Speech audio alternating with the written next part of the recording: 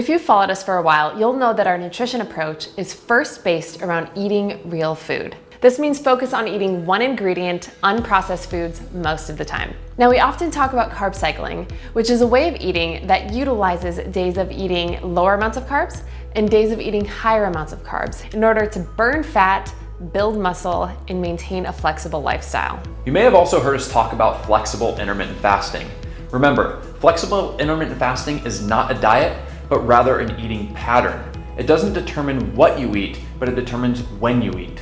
The key with flexible intermittent fasting is that you will have a flexible eating window of time where you'll be eating all of your meals, and then you follow it by a short fast. This allows you to eat lots of great food, eat bigger meals, learn how to listen to what your body actually needs instead of having to calculate everything, effortlessly stay lean year-round, boost your metabolism, burn fat more efficiently, increase your focus and clarity, and it allows you a flexible, sustainable lifestyle. Now, you may be wondering, how do we put this all together? There are many different ways you can do it, but if you want a simple lifestyle approach that gets you results, this is how you can do it. Start with carb cycling, where you alternate between days of eating higher amounts of carbs and days of eating lower amounts of carbs.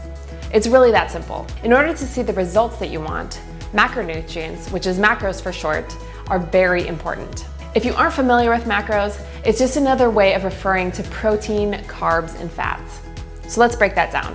Protein allows you to build and maintain lean muscle, which in turn helps you burn more fat. Protein also helps you feel full longer, giving you long-lasting energy. Carbs. Carbs come in the form of simple and complex.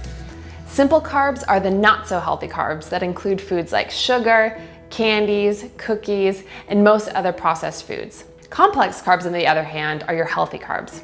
Foods like vegetables, fruit, sweet potatoes, rice, beans, oats, things like that all fall into this category. As you might have already guessed, focusing on getting more complex carbs is the best way to go, and it yields better results. Not only that, with high quality complex carbs, it keeps your energy levels high and your metabolism working well. Finally, we have our fats. Healthy fats play an important role in allowing your body to function at its best. That's why it's important to include healthy fats such as avocado, nuts, seeds, coconut oil, grass-fed butter, yogurt, and more into your meals. Sources for energy. When you carb cycle, what you're really doing is allowing your body to optimize how it burns calories and fat. Your body has two main sources that it uses for energy. The first is carbs. Your body burns something called glycogen as its go-to source for energy. Glycogen comes from carbohydrates, and that's why it's really important to have carbs, because it brings your body quick and efficient energy. The second is fat. When your body doesn't have glycogen readily available, it then burns fat as its secondary energy source. The carb cycling process. When you carb cycle, you alternate between days of eating lower amounts of carbs and days of eating higher amounts of carbs. Now, what this does is allows your body to stay at optimal fat burning levels while eating all of your favorite high carb foods. The key with flexible carb cycling is to focus on eating real food, which means mostly unprocessed one ingredient foods. This will help you avoid artificial ingredients, preservatives, sweeteners, and things that do not help your results. Now, there are many different kinds of carb cycling schedules that you can follow depending on your goals. However, to keep it simple and really effective for starting out, what you can do is start by having your higher carb days on your most intense workout days, and then focus your lower carb days on either your rest days or cardio days. Lower carb days.